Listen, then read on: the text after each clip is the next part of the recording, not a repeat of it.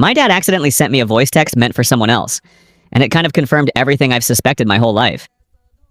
My parents divorced when I was 5, and I'm now 34 years old. I'm a male, by the way. My dad cheated on my mom with the woman he's now married to. She already had a daughter whom he later adopted. My sister and I are his biological children. I'm 34, my biological sister is 36, and our stepsister is 38 years old.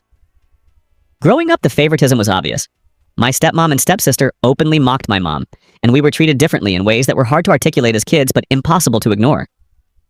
My dad barely paid child support, and my mom had to take him to court multiple times just to get what she was owed. My sister, who took the brunt of the Cinderella treatment, stopped talking to him nearly 15 years ago. I've kept the relationship alive, though I don't fully know why. My stepsister went to a fairly expensive private college, dropped out, had a Vegas wedding. Both my sister and I were invited and attended. Then she got divorced. Remarried, but both my sister and I were not invited, and now lives in a beautiful home with her husband and 2 kids right down the road from my dad and stepmom. We've always assumed my dad helped financially through all of it, but we've never had confirmation.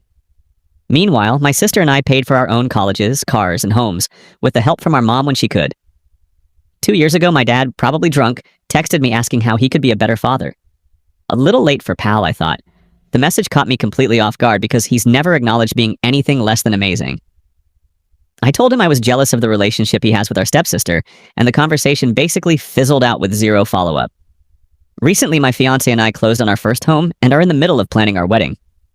He hasn't offered to help with either, which is fine. I stopped expecting anything a long time ago. What he did offer was to buy us groceries when he came out to visit. We live about 5.5 hours away now. I hate to sound ungrateful because, at its core, it's a nice gesture. But knowing how much he has likely supported my stepsister financially over the years, it felt a little hollow. Still, I appreciated it. Free food is free food. Right? That was until this week. He accidentally sent me a voice text that was clearly meant for someone else. In it, he talked about looking into an 11-day Viking cruise around Alaska with his wife, but then realizing it would be cheaper to take my stepsister, her husband, and their 2 kids to Thailand instead. The message was mostly him bragging about how much money he'd save and how fun the trip with his grandkids would be. I don't care about the money itself. I care about what it confirms.